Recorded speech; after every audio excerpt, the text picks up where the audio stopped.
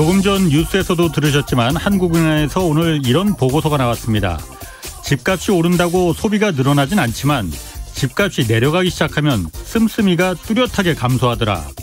이 집값의 가파른 상승세가 지속된 만큼 집값이 조만간 조정될 가능성이 높은데 특히 지금처럼 민간 가계 대출이 폭발적으로 늘어난 상태에서 집값이 급격히 떨어지면 너도 나도 지갑을 닫아버려서 한국 경제가 직격탄을 맞을 것이다 라는 내용입니다. 구체적으로 집값이 20% 급락하면 민간 소비는 연 4% 줄어들고 고용자 수도 4%나 감소할 것이라고 경고했습니다. 이 때문에 리스크 관리 차원에서 부동산 연착륙을 유도하기 위한 사전적 관리가 필요하다고 보고서는 분석하고 있습니다. 한국은행 총재는 지난주 국회에 출석해서 지금 금리 인상이 늦어지면 늦어질수록 더 큰 대가를 치러야 할 것이다 이렇게 말했습니다. 긴 터널의 끝에서 미친 듯이 올라버린 집값이 한국 경제의 발목을 잡지는 않을까 우려스럽습니다. 안녕하십니까. 경제와 정의를 다잡는 홍반장 KBS 기자 홍사원입니다.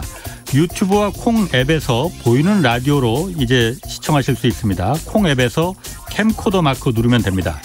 자, 홍사원의 경제쇼 본격적으로 출발하겠습니다.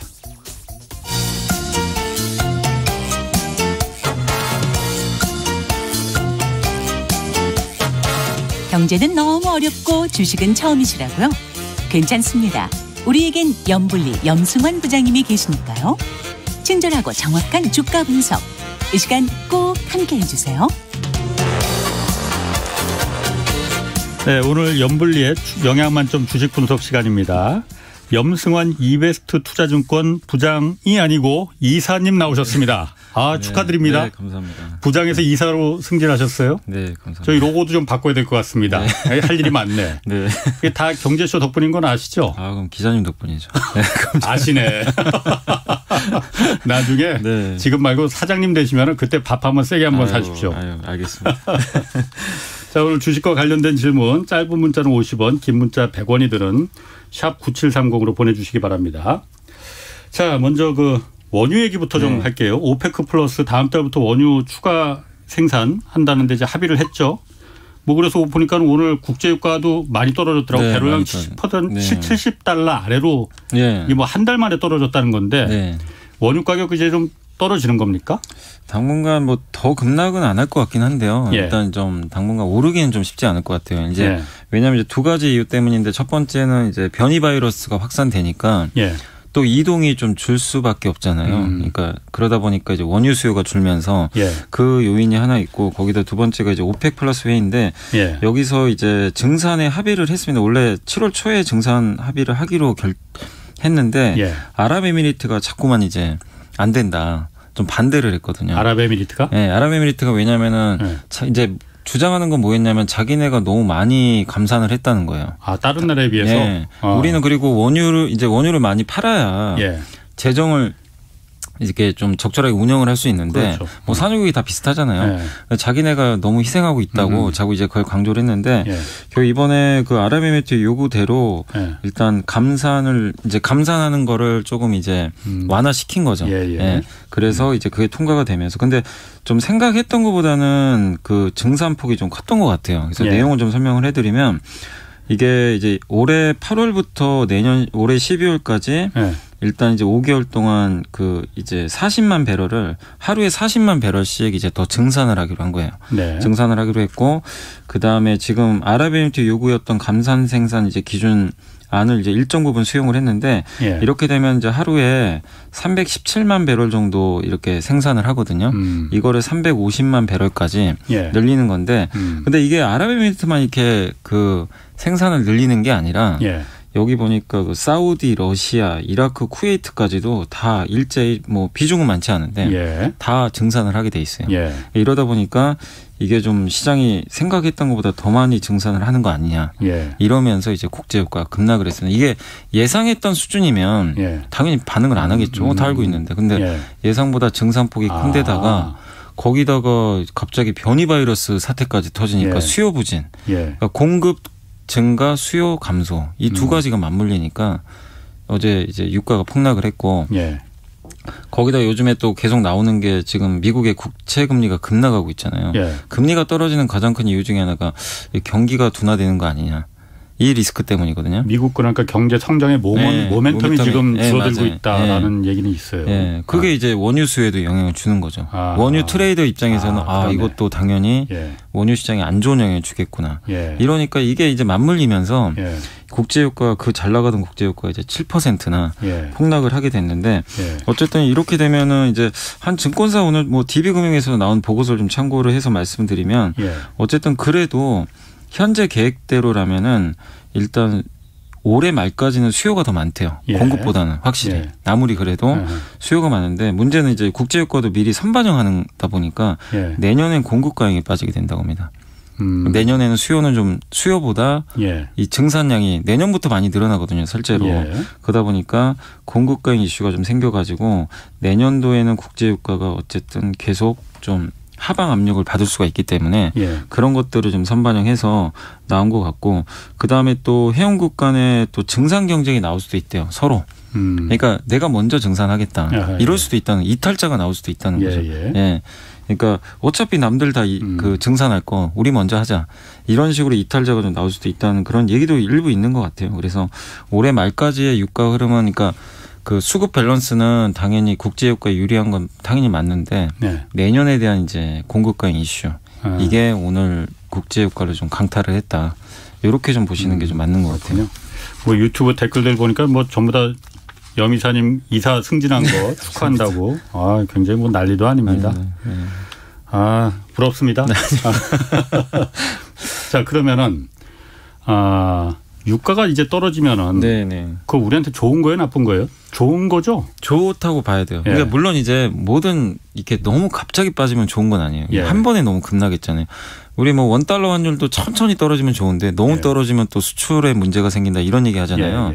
그래서 뭐든 너무 속도가 빠르니까 어제 이제 충격을 받은 건데 다만 이렇게 국제유가 떨어지면 좋은 점 우리나라는 원유를 생산하는 나라가 아니니까 물론, 수입해다 쓰기 때문에 당연히 좋을 수밖에 없고 그리고 지금 시장이 일각에서 우려하는 게 지금 경기가 금리만 봐서는 안 좋아질 것 같긴 한데 문제는 미국 연준이나 이런 데서 아직도 긴축 시그널을 이걸 굽히진 않고 있거든요. 우리 뭐 양적 완화한 거 뭐 그러니까 테이퍼링이라든가 금리 올리는 거에 대해서 어쨌든 지금 뭐 미국 연준 위원들도 그렇지만 긴축 시그널을 접겠다는 그런 얘기들이 전혀 나오질 않고 있어요. 한국은행 이번에 금통위도 열렸지만 연내 기준금리 인상 가능성이 아직도 좀 높은 상황이잖아요. 그런 것처럼 경기 좀 둔화하면 이거 좀 물러서면 좋은데 그런 시그널이 안 나와요. 왜 그러냐면 또 이게 물가 때문에 그러거든요. 지금 인플레 계속 올라가잖아요. 물가가. 근데 국제유가가 차지하는 비중이 되게 크거든요. 물가에. 그래서 유가가 이렇게 갑자기 하향 안정화를 받게 되면 당연히 인플레 리스크가 좀 줄어듭니다. 그럼 긴축 리스크가 조금 완화돼요. 뭐 어떻게 연준이 또 받아들일지 모르겠지만 그래서 국제유가의 이번 좀 급락은 물가 상승 압력을 낮춘다는 측면에서는 굉장히 좀 좋은 호재가 아닌가. 그러니까 지금 당장 발현이 안 된다 하더라도 중장기적으로는 굉장히 좀 좋은 저는 호재라고 좀 보고 있습니다. 그러니까 인플레 압박 중에 하나가 공급가 그러니까 원자재 가격이 높다는 게 하나의 원인이었었는데 그 원자재 중에서도 원유가 가장 큰 포션을 차지하고 있잖아요. 에너지가 되게 비중이 높아요. 그럼 인플레 압박이 줄어든다면은 뭐 어떤 주식 시장에도 호재가 되겠네요. 그러니까 이제 제일 두려운 게 너무 막 금리 빨리 올리고 테이퍼링 빨리 하는 걸 두려워하는데 그 이제 우려감이 좀 해소될 수 있다는 거죠.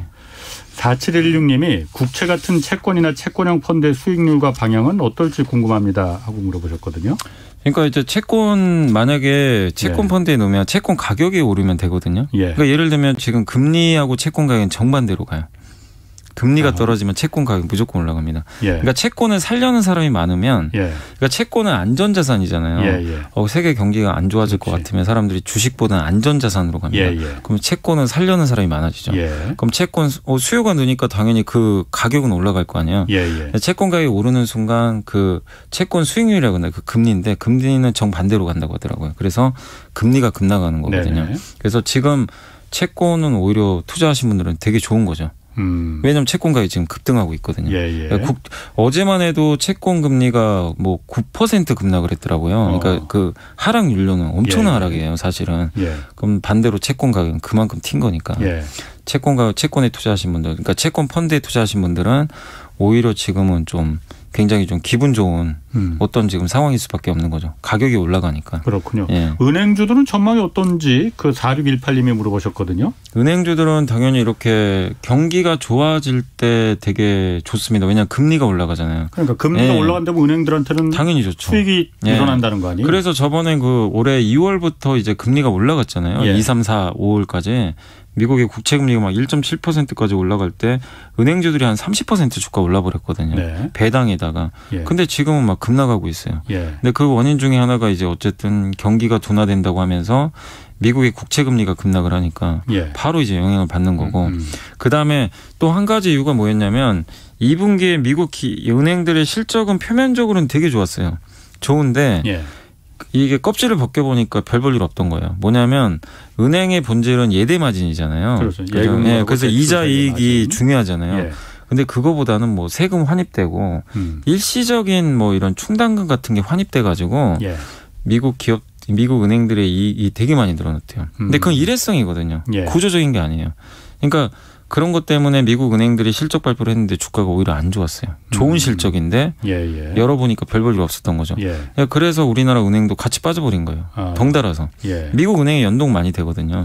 근데 우리나라는 좀 달리 보실 필요는 있다고 봅니다. 왜냐하면 우리나라 은행들은 실적 이제 발표하겠지만 작년보다는 월등히 높은 실적이 나올 거고 물론 1분기보다는 좀 감소하는 건 맞아요. 분기 대비로 전분기보다는. 그렇지만 우리나라 지금 최근에 나온 리포트를 보면 우리나라는 미국과 다르게 이자 이익이 많이 늘어날 거라는 얘기가 있더라고요. 이익 자체. 그러니까 대출이 많아서 그런가요? 뭐 대출도 있고 최근에 이제 물론 2분기에 우리나라 금리도 좀 올라갔거든요. 사실 어떻게 보면. 그것도 한국은행이 금리 올린다고 할 정도로 우리나라 경기는 사실 그렇게 나쁜 건 아니었거든요. 시장 금리는 지금 1년 전에 비해서 1%포인트 올라갔다고 해요. 그러니까 이제 사실 근데 우리나라 투자자분들도 다 우리나라 은행주를 볼 땐 다 미국 금리만 봐요. 되게 아이러니한데 왜냐하면 이제 미국에 연동이 되니까. 큰 방향이. 그렇지만 우리나라 은행들의 이자 근본적인 이익은 되게 좋고 또 한국은 금융지주 회사 체제잖아요. 그렇죠. 그래서 뭐 카드도 있고 그 밑에 증권사도 있어요. 근데 은행 말고도 맞아요. 그 보험이나 증권 카드 같은 게 되게 단단해요. 이쪽에서 커버를 또 해줘요. 그래서 미국하고 솔직히 비교할 건 절대 아니거든요. 그래서 우리나라 은행주에 대해서는 좋게 보시고 그다음에 우리나라 지금 은행주 투자할 때 제일 리스크가 정부에서 자꾸 배당 제한해라 이런 얘기 있었는데 그것도 끝났어요. 사실은 6월 30일별로 끝났다고 하더라고요. 그러면은 하반기에는 배당금을 늘릴 요인도 생겼습니다. 그래서 중요한 건 델타 변이 바이러스만 완화돼서 경기가 조금 정상화되면 금리는 분명히 올라가거든요. 그럼 그때부터 은행주도 굉장히 많이 갈 수도 있어요. 그래서 오히려 지금 폭락했을 때 그리고 설사 여기서 안 갈 수도 있잖아요. 주가가. 근데 배당이 5% 일단 보장돼 있잖아요. 또. 그래서 은행주를 지금부터라도 좀 관심 갖는 건. 은행주가 그러면 지금 폭락해 있는 상태입니까? 많이 빠졌어요. 그래요? 네. 최근에 급락했어요. 뭐 이르면 8월 한국은행 금통위에서 금융통화위원회에서 금리를 올릴 수도 있다고 하는데 그 부분은 그럼 좀 주의 깊게 좀 봐야겠네요. 그게 만약에 되면은 은행주한테는 좋은 거죠, 사실. 어떻게 좋은 거고. 그게 안 돼도 연내에 올린다는 얘기가 자꾸 나오니까. 연내에 올린다고 했어요. 그러니까 연말이잖아요. 그러면 결국에 이제 이것도 어떻게 보면 정해진 미래잖아요. 근데 시기는 모르지만. 근데 주가는 지금 급락해 있어요. 그리고 그게 안 돼도 배당 매력도 있으니까. 그래서 저는 이런 이제 약간 사이클을 타는 산업인데 이렇게 폭락했을 때가 기회라고 좀 보고 있습니다. 그렇군요. 봉스님 요거 하나 질문 좀 더 받고 다음 주제 넘어갈게요. 봉스님이 경제쇼의 열혈 애청자입니다. 아이고 미국 메이저 항공주 여러 개를 작년 6월에 사서 1년간 잘 버티고 오래돼서야 좀 웃기 시작했는데 지금 다시 떨어지고 있습니다. 왜 그런지 어떻게 해야 할까요? 하고 물어보셨거든요. 근데 이게 그러니까 이 물어보신 게 좀 미국 항공주도 아세요? 그러면은? 그러니까 항공주가 최근에 많이 빠진 건 맞아요. 그래서 좀 마음은 아프시겠죠, 당연히. 왜냐면 수익 났다가 한참 좋았거든요. 미국의 그 항공 미국 이제 국내선도 많이 돌잖아요. 거기 사람이 엄청나게 많았대요. 지금 그렇죠. 근데 이제 문제가 갑자기 변이 바이러스가 확산되니까 예. 이제 미국 이제 해외 쪽으로 못 나갈 거 아니에요. 미국도 당연히 해외가 열리면 더 좋은 건데 그 기대감이 무산되고 그리고 주가가 앞으로 좋을 걸 미리 또 선반영도 해버렸어요. 항공주들이. 우리나라도 마찬가지였고. 그래서 지금 분위기가 이렇다 보니까 그냥 주가가 급락한 건데 제가 그것까지는 잘 모르겠어요. 그러니까 우리나라 항공주는 좀 리스크가 증자 이슈가 좀 있어요. 증자. 회사들이 돈이 없다 보니까 유증을 해야 되거든요. 자본 잠식 같은 거 탈피하려고. 근데 제가 뭐 달타 항공이나 뭐 아니면 사우스웨스트나 이런 기업들의 제가 재무까지는 안 봐가지고 증자 이슈가 있는지 모르겠는데 증자 이슈만 없다면 너무 걱정할 필요는 없어요. 현금이 충분하다면. 왜냐하면 미국은 뭐 다른 나라보다 변이 바이러스가 확산 속도가 빠른 편도 아니고 지금 백신 접종이 굉장히 급하게 올라오고 있잖아요. 그럼 미국은 굉장히 빨리 정상화 되거든요. 그럼 결국 시간의 문제예요.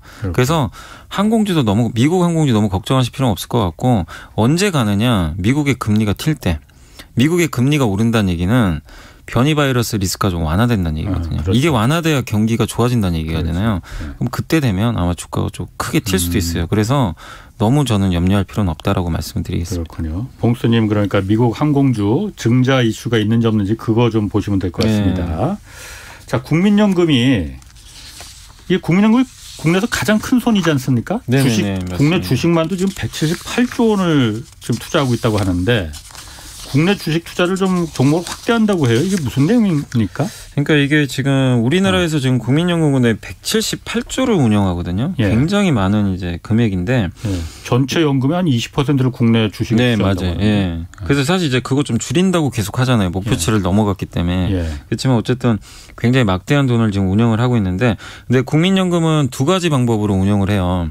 첫 번째가 자기가 직접 해요. 국민연금 그 펀드 매니저들이 직접 기금을 운영하는 게 절반.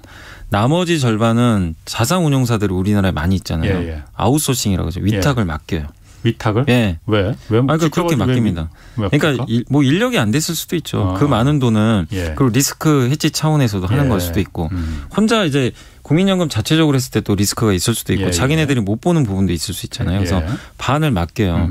그 부분은 이제 위탁을 하니까 자산운용사별로 하는 건데 나머지 절반을 직접 하잖아요. 근데 그 전에는 이 국민연금에서 이제 코스피 200 기업만 대상으로 투자를 했어요.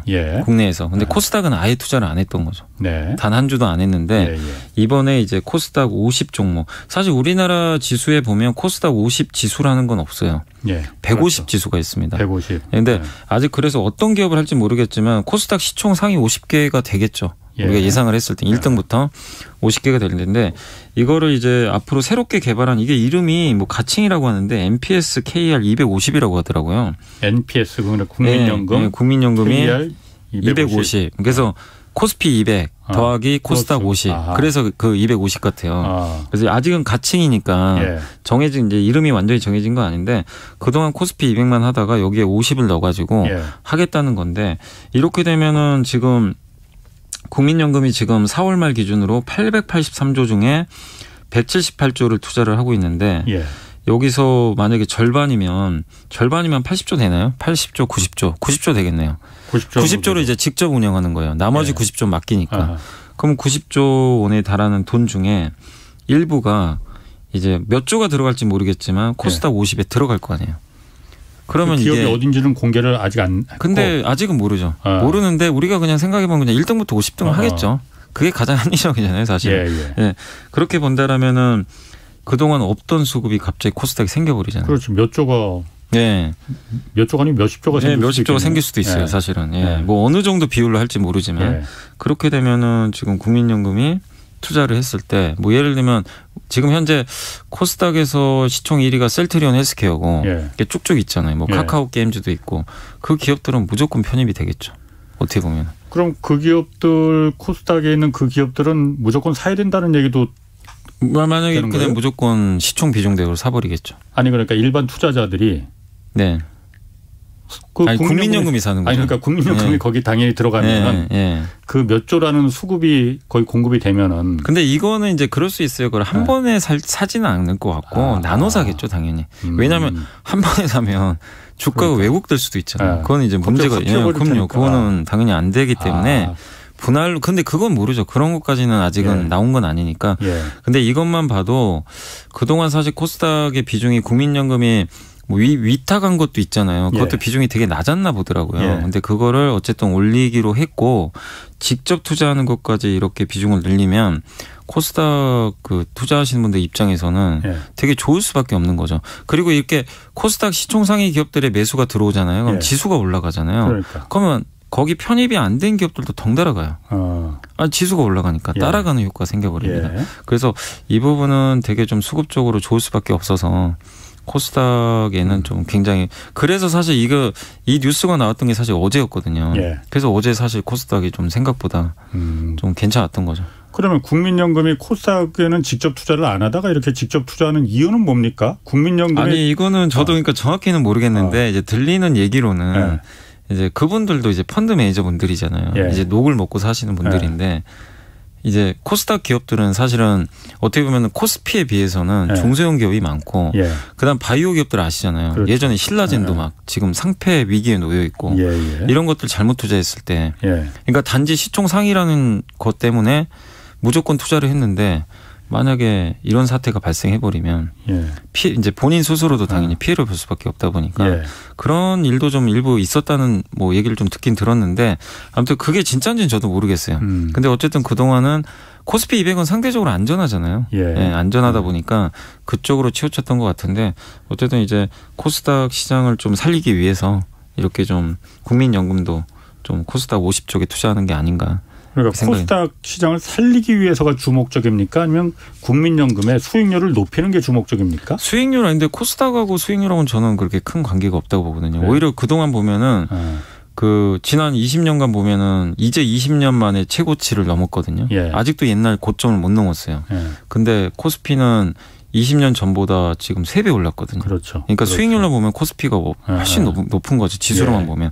수익률 때문은 아니고 코스닥 투자 활성화 때문이 아닌가. 그리고 예전에 제가 기억나는 게 문재인 대통령이 취임하시고 나서 그 벤처 투자 활성화하겠다고 예전에 많이 말씀을 하셨잖아요. 그래서 예전에 이제 벤처 뭐 펀드라든가 그런 얘기들이 있었는데 근데 벤처 투자를 활성화한다는 건 무슨 얘기냐면 그러니까 우리나라에는 중국과 다르게 막 이렇게 그 많은 젊은이들이 막 창업도 안 하려고 하고 리스크가 너무 있다 보니까 근데 창업을 해서 벤처기업을 만들었을 때 벤처기업이 돈을 벌려면 겨우 상장을 해야 되거든요. 근데 상장할 수 있는 창구는 사실 코스닥이잖아요.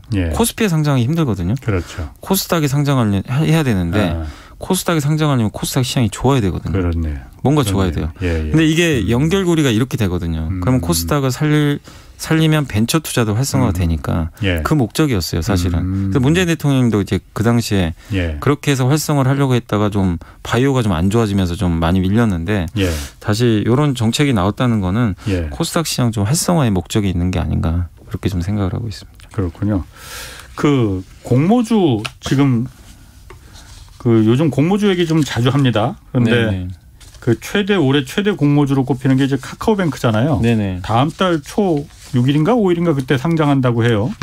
전체 상장 일정 그럼 그 공모주 청약은 언제 하는 거고 좀 전체 일정은 어떻게 지금 이제 그 카카오뱅크 말씀을 드리면 이제 청약일이 7월 26일하고 27일 이틀간 펼쳐지게 되고 상장일은 8월 5일로 잡혀 있습니다. 이제 얼마 안 남았고 다음 주에 그러니까 청약 들어가는 거죠. 그리고 공모가가 아직 결정은 안 됐는데 33,000원에서 39,000원 사이예요. 지금 밴드가. 그래서 만약에 공모가 밴드 39,000원으로 결정이 되면 예상 시가총액이 18조 5천억. 이 정도 되고 이 정도면 거의 신한금융 정도 되는 덩치거든요. 그래서 그 정도 비슷하게 될 것 같고 공모 규모는 2조 5,500억 정도로 예상이 되고 청약 증권사가 KB, 한투, 한국투자증권, 하나금융, 그다음에 현대차증권 이 네 곳에서 청약이 가능합니다.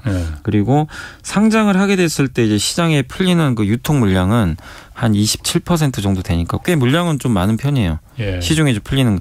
옛날에 SK 바이오팜이나 바이오사이언스는 유통 물량이 15%도 안 됐거든요. 되게 좀 적었는데 카카오뱅크는 일단 좀 물량은 많은데 다만 이제 여기서 논란이 되는 게 18.5조 원에 지금 상장을 했을 때 이게 만약에 따상을 간다고 생각을 해보시면 따상이면은 2배면은 37조 정도 되고 거기서 30% 더 올라가면 40조가 넘잖아요. 40조면 KB금융하고 신한금융 합친 거거든요. 두 개 합친 거랑 똑같아져요. 만약에 따상을 가면. 그러니까 약간 이제 따상을 갔을 때는 좀 고평가 논란에서 자유로울 수는 없는 것 같아요. 실제로 장외 시장에서 40조에 거래된 적이 있어요. 실제로 장외 시장에서. 예, 그래서 좀 논란이 있었는데, 그래서 제 개인적으로는 물론 이제 예상 시총 대비해서는 좀 올라서 출발은 할 것 같은데 많은 분들이 사실 따상을 많이 기대하시잖아요. 근데 현실적으로 그건 좀 쉽지는 않을 것 같아요. 그러니까 기존 KB나 신한은행도 지금 그 정도가 안 되는데, 그죠. 만약에 신설은행이 거기를 시가총액이 넘어버릴 수가 넘어버린다면은 만약에 따상을 가면은 그러니까 두 개 합친 거랑 똑같은 거. 그럼 너무 고평가가 됐다 이런 평가가 나오기 때문에 그다음에 이제 우려스러움이 이제 현실로 될 수 있다 이런 우려가 있다는 거죠. 그래서 뭐 18.5조 원이 뭐 이 시총은 뭐 그렇게 비싸다고 저도 느껴지진 않아요. 왜냐하면 카카오가 당연히 KB보다 훨씬 이게 수익성은 떨어지죠, 당연히. 덩치가. 규모도 작고, 그리고 기업 대출도 못 하니까요, 지금은. 이제 개인 대출만 하니까. 근데 카카오뱅크의 장점은 플랫폼이잖아요. 그래서 월간 사용자 수도 KB 그 앱보다 훨씬 많이 사용을 하시고, 특히 밀레니얼 세대 분들이 정말 많이 쓰잖아요. 너무나 쉽게 쓸 수 있으니까. 확장성, 맞아요. 그리고 뭐 이것만 할 수 있는 게 아니라 뭐 이제 손해보험도 한다는 얘기도 있고, 다양한 사업을 할 수 있는 확장성은 너무나 좋은 건 인정을 하는데, 다만 지금 이 상황에서 그 여전히 그 다른 뭐 기업 대출도 못하고 규모가 떨어지는 상황에서 아무리 성장을 한다고 해도 KB금융과 신한지주 합친 것보다 좀 높게 받는 거는 좀 무리가 있지 않나. 그런 보고서들도 일부 좀 최근에 나오고 있어요. 그래서 조금 따상까지는 좀 쉽진 않을 것으로. 따상이 아니더라도 시가총액이 신설 카카오뱅크 한 3, 4년 됐나요? 생긴 지가? 생긴 지 좀 꽤, 그 정도 3, 4년 됐는데 18조 원이면은 하나은행보다도 그죠, 높아요. 하나은행이 아마 10조가 안 되는 걸로 알고 있거든요. 그러니까 18조면 거의 신한지주 정도 되는 거예요. 신한지주보다 약간 좀 낮은 것 같은데. 신한지주 21조인가 뭐 그 정도 되는 것 같은데. 그러니까 이제 굉장한 덩치죠, 사실은. 그렇구나. 그러니까 싼 거는 아니죠. 사실 어떻게 보면 싼 건 아닌데 다만 이제 플랫폼의 확장성이 있으니까 이걸 좀 무시는 못하는 것 같아요. 그럼 앞으로 그 가능성은 어떻습니까? 그러니까 어쨌든 카카오뱅크라는 게 아까 말씀하셨듯이 MZ 세대, 밀레니얼 세대들이 주 고객층이라는 거, 젊은 사용자층이 젊다는 거잖아요. 그런 그 가능성이라는 면에서는 그건 이제 가정이지만 만약에 진짜 20, 30대 밀레니얼 세대들이 나중에 다 나이가 들면 40, 50대 될 거고 그 밑에 또 이제 청소년도 있겠지만 이 세대들이 나는 뭐 기존 은행 안 쓰고 그냥 카카오뱅크만 쓰겠다. 그래 버리면 판도가 바뀌어 버리는 거죠. 그러면 시총 뭐 4, 50조 갈 수도 있는 거죠. 예를 들면 거기다가 정부에서 뭐 예를 들면 기업 대출까지 허용을 해주고 일반 은행하고 똑같이 모든 걸 해줘 버리면 갈 수도 있는데 다만 이건 굉장히 낙관적인 추론이잖아요. 근데 카카오뱅크 투자하신 분들의 또 약간의 주의하실 점은 뭐가 있냐면 카카오뱅크만 인터넷 은행이 아니잖아요. 토스은행도 지금 대기하고 있어요. 토스은행 이번에 인가 받았거든요. 그럼 토스도 1000만 명이 넘게 사용해요. 그럼 이건 카카오보다는 토스를 더 많이 쓰는데. 그러니까 그럼 토스 쓰면 카카오뱅크 이게 분산되잖아요. 그러면 이제 가치가 떨어지죠, 사실. 카카오뱅크나 토스나 둘이 어쩐 그 주로 타겟팅하는 그 대상이 비슷하잖아요. 젊은 층, 편하다는 거, 그러니까 서로 익숙하다는 거. 토스가 없었으면 카카오가 다 먹었을 텐데. 거기다 K뱅크도 뭐 물론 카카오뱅크보다 존재감은 없지만 K뱅크도 원래 첫 번째 인터넷 은행이고 아직도 있어요. 여전히 유상자하면서 새를 키우는 것 같고 거기에 카카오뱅크 있고 근데 이제 물론 카카오뱅크가 승리를 했지만 여기에 토스는 굉장한 강자거든요. 그렇죠. 이 회사가 지금 뛰어드니까 그러니까 이렇게 되면은 또 인터넷 은행 간의 또 경쟁이니까 그럼 카카오뱅크 입장에 그러니까 주가 측면에서는 좀 부담스러울 수 있다는 거죠. 그러니까 공모가는 이번에 제가 기사 잠깐 보니까 여기도 공모가 뭐 너무 높게 잡았다 이런 논란이 있던데. 그래도 이제 18.5조면은 그래도 아주 높게는 잡은 거 아니다라는 그런 평가는 있어요, 사실은. 그래서 공모가 논란은 그렇게 크진 않아요, 솔직히 카카오뱅크는. 근데 뭐 물론 이제 20조 막 KB금융보다 높게 잡았으면 논란이 있었을 텐데, 근데 이 회사가 이제 그 KB금융이 이제 그때 제가 정확하게 어떤 기업인지 기억 안 나는데 이 공모가를 선정할 때 비교 기업을 대상을 선정하는데 그게 좀 은행과 좀 동떨어진 기업들하고 잡았다. 네. 이런 얘기가 일부 있긴 있었어요. 그러니까 그것도 그러니까 국내가 아니 맞아요. 해외 맞아요. 뭐 러시아, 브라질 네, 지난번에 맞아요. 그 무슨 게임 회사 크래프톤이었는데 네, 맞아요. 거기도 그러니까 월트 디즈니하고 이제 맞아요. 비교 대상을 잡았다고 했잖아요. 그래가지고 논란이 있었는데 그래서 요즘에 갑자기 이제 금감원에서 좀 철퇴를 내리고 있는 게 크래프톤도 제동이 걸려버렸잖아요. 공모가 낮췄고 실제로 이제 상단 낮춰버렸어요. 5만 원인가 뭐 낮췄다고. 네, 맞아요. 그리고 카카오페이도 지금 전자 이제 그 금감원에서 정정 공시를 내라고. 그러니까 실적을 이번에 1분기 실적을 반영을 해서 재무제표를 작성을 해서 신고서를 냈는데 그게 아니라 반기를 쓰래요. 1분기, 2분기 합쳐서. 그럼 다시 써야 돼요. 그래서 이것도 사실 카카오페이도 막 고평가 논란이 요즘에 좀 있긴 있거든요. 그래서 어떻게 보면은 상장이 그래서 4분기로 연장돼 버렸어요. 카카오페이는. 네, 원래 빨리 하려고 했거든요. 8월 달에.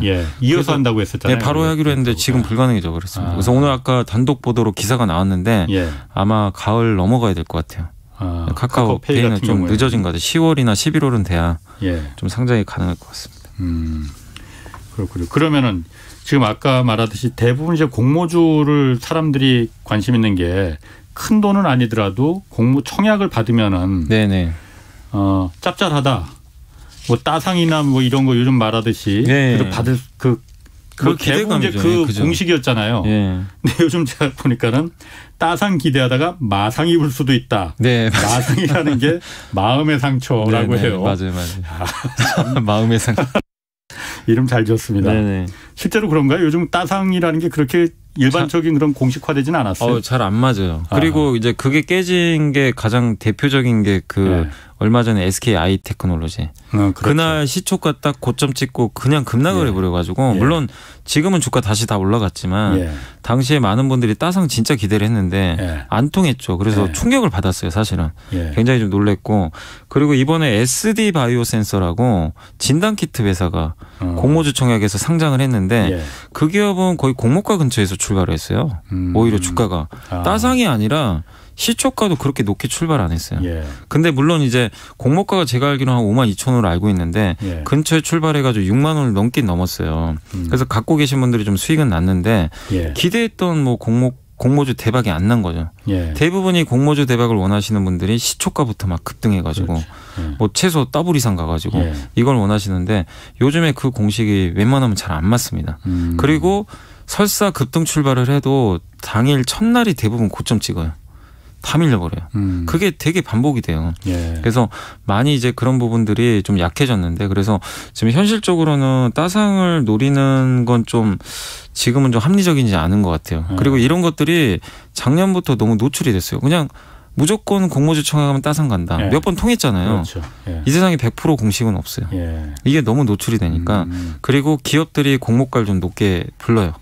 그 공모가가 사실 낮아야 이게 따상 갈 확률이 높은데 근데 되게 시장이 합리적으로 바뀐 게 이제 사람들이요 그냥 무조건 따상 간다고 생각 안 하고 시가총액 분석을 해요. 시총 분석해가지고 이거 따상 가면 얼마 나오겠다. 이거 보니까 안 되는 거예요. 그 되게 합리적으로 바뀐 거죠. 계산을 직접 하시더라고요. 또. 아까 제가 그 카카오뱅크도 말씀드렸잖아요. 따상 가니까 40조가 넘네. 이러면 이제 너무 고평가되네. 이게 이제 다들 아시는 거예요. 옛날에는 그냥 그런 거 시총도 안 보세요. 무조건 따상 간다. 청약해야지. 근데 이제 시가총액 계산을 다 하세요. 그러니까 이것도 이제 따상을 못 가는 이유 중에 좀 하나인 것 같아요. 지금. 그때 그 SK IT 그건 지금 어떻게 됐습니까? 그럼 그때 쭉 내려가서 고점 넘은 것 같더라고요.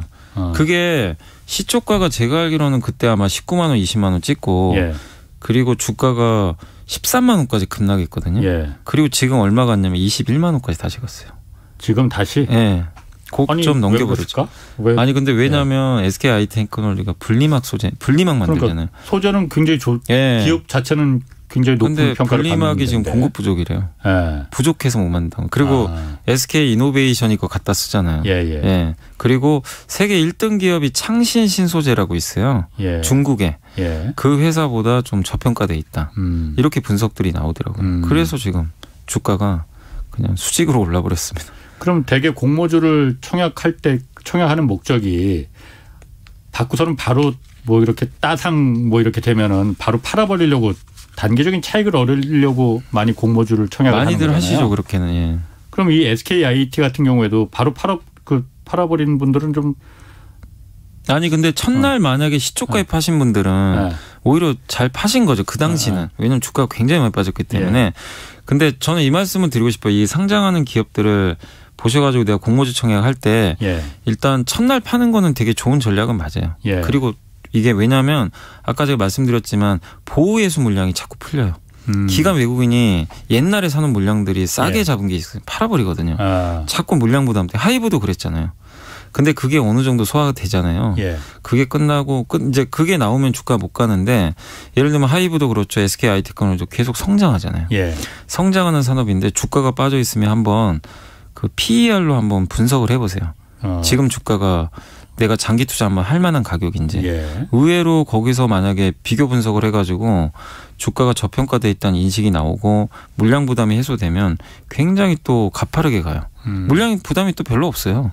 이미 다 팔아버렸기 때문에. 그래서 의외로 대박 기업들도 이 공모주 청약하고 첫 상장하고 나서 한 몇 달 후에는 나오는 경우들도 꽤 있습니다. 이번에 자이언트 스텝이라는 기업도 있어요. 그 기업이 지금 주가가 거의 한 3배 오른 것 같은데 최근에. 그게 메타버스 관련주입니다. 특수효과 만드는 기업이에요. 그것도 상장하고요. 주가가 쫙 빠졌어요.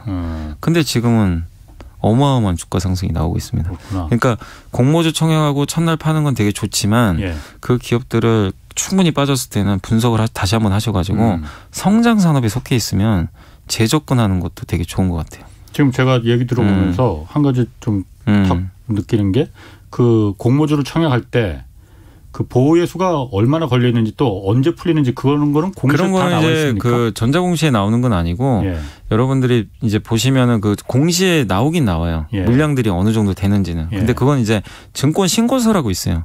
그 안에 찾아보시면 다 표기가 돼 있으니까 찾아보시면 됩니다. 아니면 그래요? 좀 어려우시면은 그 이런 큰 회사들 같은 경우는 증권사 애널리스트들이 보고서를 다 써주거든요. 그거 좀 참고하셔도 돼요. 그 증권사 아니면 애널리스트 보고서를. 그리고 되게 요즘엔 좋은 게 그냥 그 네이버 검색만 해도 기자들이 다 써주세요. 유통 물량이 어느 정도 된다. 보호예수 몇 달 후에 이런 거 다 나오니까. 그렇구나. 근데 정 힘드시면 계산하기 어려우시면 회사에 직접 전화하셔도 됩니다. 전화해서 물어보시는 것도 하나의 방법인 것 같아요. 2588님이 요즘 화장품 관련 분야가 좀 안 좋나요? 요즘에 좀 빠지고 있어요. 뭐 퇴직금 전체를 다 어느 기업이 넣으셨는지 모르겠네요. 아모레 투자했다고 하네요. 아모레가 하루하루가 아모레는 왜 그러냐면 지금 이제 변이 바이러스 때문에 사람들도 외출 못하면 화장 수요가 줄 거 아니에요. 그게 하나 원인이고, 근데 이거는 어차피 뭐 그렇게 오래 갈 거라고 저는 보진 않아서 다시 사람들이 또 변이 바이러스 좀 완화되고 백신 접종하면 다시 또 정상화 될 수 있는 거니까 큰 문제는 아닌 것 같은데, 아모레퍼시픽이 왜 이렇게 좀 주가가 유독 안 좋냐면 2분기 실적이 좀 안 좋대요. 생각보다 기대했던 것보다. 그 이유가 이니스프리 때문이래요. 중국의 이니스프리 매장도 좀 일부 있는데 이게 기대보다는 좀 지금 매출이 안 나오나 봐요. 근데 왜 그러냐면은 그 아모레퍼시픽도 지금 고가 브랜드 설화수가 있고 중저가 브랜드 이니스프리가 있는데 설화수는 너무 잘 나가요. 경쟁이 별로 없어요. 근데 중저가는요, 중국 업체들도 다 똑같이 만들어요. 그 중국에 뭐 상하이 자아라든가 몇몇 로컬 브랜드들이 있는데 이 회사들이요 이니스프리만큼 만들어요. 그리고 싸게 팔아요. 온라인에서. 경쟁이 너무 치열해요. 굳이 이니스프리를 우리가 왜 사지? 막 이런 거죠. 중국 사람들 입장에서. 근데 설화수는 브랜드가 있으니까 인정해줘요. 그래서 비싸도 사요. 중국 사람들이. 그 중국의 로컬 브랜드는 고가 브랜드를 잘 못 만들어요. 근데 그게 좀 꺾이니까 이니스프리가 안 좋으니까 실적 기대가 꺾인 거예요. 그래서 급나간 겁니다. 근데 저는 충분히 지금 반영됐다고 보고 앞으로 아모레퍼시픽의 전략 방향을 그때 예전에 보니까 나온 게 뭐냐면 온라인하고 설화수예요. 이 두 개가 메인이 맞습니다. 그리고 이니스프리는 줄여요. 매장. 그러면 지금 온라인하고 설화수는 여전히 잘 나가요. 제가 이렇게 그때도 데이터 보니까. 그래서 그런 면에서 지금 이제 그 충격 때문에 빠졌지만 기본적으로 이 회사가 지금 나아가고 있는 방향 자체는 바뀐 게 없거든요. 잘하고 있어요. 그래서 너무 저는 아모레퍼시픽 지금 주가에선 걱정할 필요는 없다라고 생각을 하고 있습니다. 어쨌든 이런 그 종목에 대한 투자는 참고만 하시고 투자에 어쨌든 모든 책임은 본인한테 있는 거니까. 그리고 지금 미국하고 중국하고 지금 뭐 그 반도체 갖고 계속 싸우고 있는데 하나가 더 나왔습니다. 지금 그 미국이 네덜란드의 그 ASML 여기가 그러니까 반도체 노광 장비라고 하죠. 이렇게 선 회로를 그리는 네 맞습니다. 그 장비를 유일하게 지금 전 세계에서 유일하게 생산하는 그래서 반도체 업계 갑 중에 갑이다라고 하더라고요. 미국이 네덜란드 이 업체에다가 중국한테는 장비 팔지 마 이렇게 했다면서요. 네 맞습니다. 그러니까 원래 트럼프도 하지 말라고 했고요. 트럼프도 장비 판매하지 말라고 그랬고 왜냐하면 거기에 미국 기술 들어가 있으니까 야 너네 정비에도 우리 기술 들어가 있는 거 아니냐. 그러니까 팔지 마라. 표면적으로 이제 그게 이유인데 어쨌든 화웨이 견제하면서 중국의 반도체 굴기 막겠다는 게 가장 큰 이유죠. 근데 중국의 EUV 장비는 비메모리 쪽에 쓰이잖아요. 근데 메모리는 미국에서는 별로 건들질 않아요. 중국이 이번에 그 칭하윤이가 부도났잖아요. 그렇죠. 파산. 그러니까 경쟁력이 너무 떨어지는 거죠. 그러니까 이쪽은 뭐 굳이 건들 이유가 없는 거고 비메모리 쪽은 사실 경쟁력이 좀 많이 쫓아온 건 사실입니다. 화웨이 자회사 중에 하이실리콘이 그걸 하고 있었고 근데 하이실리콘도 이제 EUV로 가려고 한 거죠. 어떻게 보면은. 근데 그거를 미국이 막아버린 거죠. ASML이 수출을 못하는 순간 못 만들어요. 그 장비 없으면 못 만듭니다. 불가능하니까. 그 네덜란드 그 회사만 만들 수 있어요. 그러니까 삼성전자도 그래서 이재용 부회장이 저번에 날아갔잖아요. 비행기 타고 좀 달라고. 네덜란드. 직접 갔어요. 그리고 사실 삼성전자가 ASML 지분 조금 갖고 있어요. 또 지분 투자한 것도 있고. 그래서 갑 중에 갑인데 그래서 중국 입장에서는 그 수출 못하면 당연히 만들 방법이 없습니다. 그리고 또 미국이 반도체 장비 수출도 안 해요. 미국 장비가 많이 필요하거든요. 이 비메모리 만들려면. 그것도 못하고. 그러니까 사실상 만들 방법이 없는 거예요. 중국 입장에서는. 그래서 이거를 근데 트럼프 때부터 했는데 이번에 그 바이든 행정부도 똑같이 한 거죠.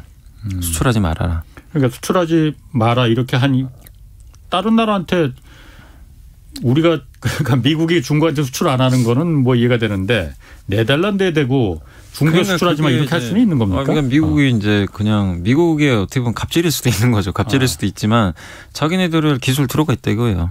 야 너네 우리 기술 쓰잖아. ASML에. 그러니까 그런 식으로도 지금 얘기를 하고 있나 보더라고요. 이게 또 국가 보안에 문제가 될 수 있으니. 그러니까 충분히 우리는 권리를 주장할 수 있다. 이렇게 나오고. 근데 사실은 또 이런 게 있어요. 그 ASML이 뭐 물론 EUV 장비를 수출할 수도 있겠죠. 그냥 무시해버리고 할 수도 있겠지만 그래도 만들기가 어려운 게 대표적인 게 EDA라고 있대요. 이게 EDA.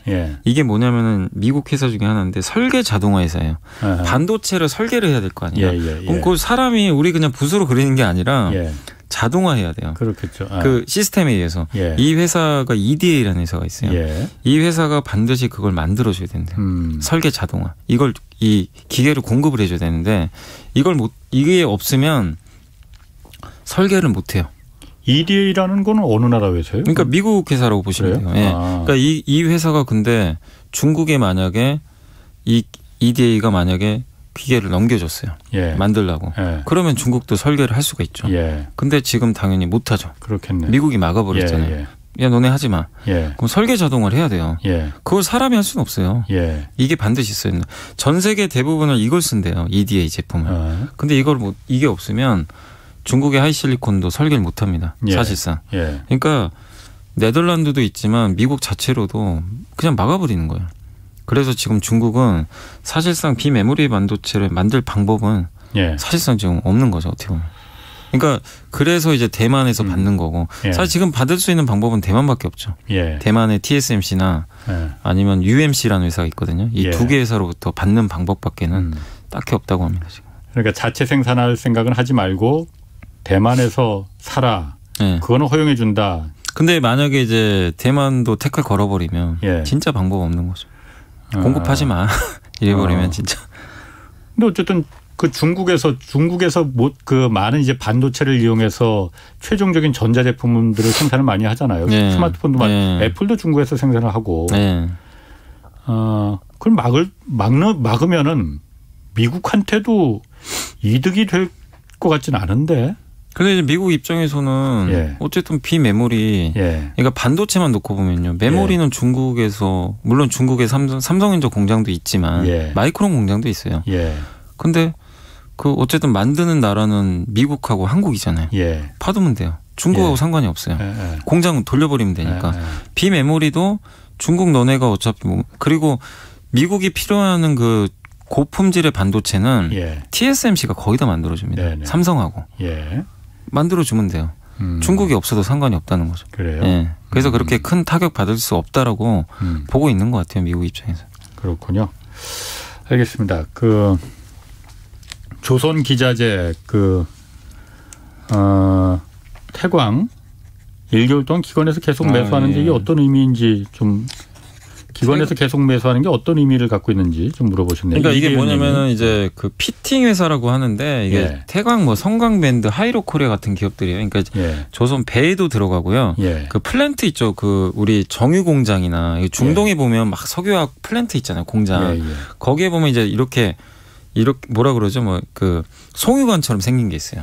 이 공장에. 그 이제 관 이음새라고 하는데 예. 서로 이렇게 송유관들을 연결시켜주는 예. 거기에 이제 파이프라인 같은 건데 연결해주는 이제 이음새라고 보시면 되겠는데 그런 이제 피팅을 좀 만드는 회사 중에 하나예요. 예. 근데 이 기업은 조선하고 플랜트에 들어가다 보니까 예. 유가 오를 때 수혜 기업이에요. 예. 국제유가 올라가면 당연히 사우디나 이런 데서 플랜트 많이 지을 거 아니에요. 예. 국제유가 올라가면 해양 플랜트나 아니면 조선 수주가 많이 일어나요. 그래서 유가 상승 수혜주인데 유가가 지금 급락해 버렸잖아요. 예. 그래서 요새 조선주도 좀 별로 안 좋아요. 그러니까 같이 빠지는 거예요. 아. 그래서 다시 경기가 좋아지고 민감주가 가면 같이 또 똑같이 가요. 그래서 예. 한국조선해양이나 현대미포조선이 다시 달리면 네. 알아서 따라갑니다. 근데 지금 못 가요. 조선주가 많이 빠졌거든요. 그래서 태광도 저는 장기적으로 좋게 보는데 지금은 형님인 조선주들이 못 가고 있어서 예. 좀 당분간은 좀 쉬어갈 수 있다는 거 그렇군요. 생각하시면 좋겠습니다. 그 일본 소프트뱅크 그룹 회장 손정희 회장이 그 야놀자 그 숙박 플랫폼 기업이죠. 여기 2조 원을 투자했다고 해요. 네. 2조 원이면 굉장히 큰 규모 아니에요? 굉장히 큰 거죠. 예전에 야놀자 이 숙박 플랫폼이 어떤 부분을 보고 그렇게 큰 투자를 했을까? 저도 저도 야놀자를 뭐 써본 적이 없어가지고 잘 모르겠는데 이게 그러니까 숙박 플랫폼인데 예. 내가 이제 뭐 어디 이제 숙박업체를 구할 때 이제 주로 국내 쪽인 것 같더라고요. 예. 근데 이제 급할 때 이제 여기 접속을 하면 예. 바로 매칭을 시켜줘가지고 예. 근처에 뭐 숙박도 추천을 해주고 아하. 좀 그런 것 같더라고요. 근데 예. 이제 이쪽 시장이 이제 왜 좀 커지냐면 해외여행을 지금 일단 못 가요. 예. 그럼 국내 지금 여행은 정말 장난이 아니잖아요. 예. 사람들이 이제 가고는 싶은데 예. 여행을 못 가니까 뭐 제주도도 사람이 어마어마하고 예. 그런 것들을 빨리 매칭을 시켜주는 거죠. 숙박을. 예. 그러니까 국내 쪽에서 뭐 어쨌든 1등 업체고 그리고 이게 쿠팡도 2조 원 그때 소프트뱅크가 투자해가지고 예. 소프트뱅크가 대박 났잖아요. 예. 그러니까 손정희 회장의 생각은 좀 비슷한 것 같아요. 이거 커진다. 우리 한국의 플랫폼이지만 그러니까 한국의 플랫폼이지만 지금 독점 업체인 것 같고 점유율 늘어나고 이게 계속 매출도 늘어나는 것 같고 2조 투자할 만한 가치가 있는 것 같다. 그러니까 쿠팡의 성공 방정식을 생각하면서 예. 야놀자에도 일단 투자를 한 것 같아요. 근데 우리 입장에서는 이게 아니 도대체 이게 야놀자가 그 정도 가치가 있나. 그러니까 되게 좀 의문시하는데 예. 근데 이건 똑같은 게요. 쿠팡도 그랬어요. 옛날에. 쿠팡 처음 투자할 때도 도대체 예. 쿠팡에 왜 2조를 투자하지? 예. 막 망해간다고 그랬거든요. 예. 쿠팡 진짜 부도설도 그렇지. 돌고 그랬었어요. 계속 적자니까. 예. 그래서 저 손정희 회장이 왜 저럴까. 왜 이렇게 저는 무슨 자선사업하는 것도 아니고. 근데 지금 예. 대박 났잖아요. 예. 결론적으로는. 예. 그래서 지금 다들 막 감탄하죠. 예. 해안이 대단하다. 그러니까 우리가 모르는 뭔가를 봤을 수도 있는데 예. 어쨌든 우리는 지금 이제 야놀자가 사실 사용해 보신 분들은 또 저는 사실 사용을 안 해봤기 때문에 네. 제가 정확한 평가를 내리기는 어렵지만 어쨌든 이제 밀레니얼 세대들도 많이 쓰고 지금 국내에선 독보적인 숙박 플랫폼이고 예. 또 이게 해외 확장성도 있다고 하더라고요. 예. 해외 쪽으로도 나가면 돼요. 제휴를 해가지고 해외 호텔하고 제휴를 하면 되거든요. 그리고 미국 증시 상장한다는 얘기도 네, 맞아요. 나스닥 상장 예. 얘기도 있고. 예. 그러니까 우리나라에서만 끝나는 게 아니라 예. 해외 쪽으로도 플랫폼을 확장시켜 버릴 수도 있는 거거든요. 예. 그러면은 또 얘기가 이게 완전히 또 달라질 수도 있는 거거든요. 예. 그리고 이게 숙박을 중심으로 해가지고 여기서 뭐 교통, 레스토랑 예약까지 다 해버릴 수도 있어요. 야놀자 들어가서 숙박뿐만이 아니고 숙박뿐만 아니라 그러니까 업체들하고 제휴만 맺어버리면 예, 예. 뭐 별거 다 할 수도 있는 그렇지, 거죠. 예. 그러니까 한마디로 물론 이제 레저라는 거에 한정이 돼 있지만 레저 안에서 모든 거를 이 야놀자에 들어가는 순간 내가 다 해결할 수 있다는 거죠. 플랫폼이 되는 거죠. 그래서 저는 왠지 그걸 보고 하는 게 아닌가 그런 생각이 좀 들고 그리고 우리나라도 지금 지금 최근에 보면 관광시장이 어쨌든 뭐 물론 아직은 이제 외국인들이 못 오니까 그럴 수 있지만 한국도 관광지로서 매력 충분히 있잖아요, 사실은. 네. 예. 그런 것까지 보면 좀 매력이 있어서 투자한 게 아닌가 알겠습니다. 생각합니다. 모든 게 다 플랫폼으로 요즘은 다 가려고 하는 거거든요. 네. 자, 오늘 말씀 감사합니다. 지금까지 염승환 이베스트 투자증권 부장 아니고 이사님 함께했습니다. 고맙습니다. 네, 감사합니다.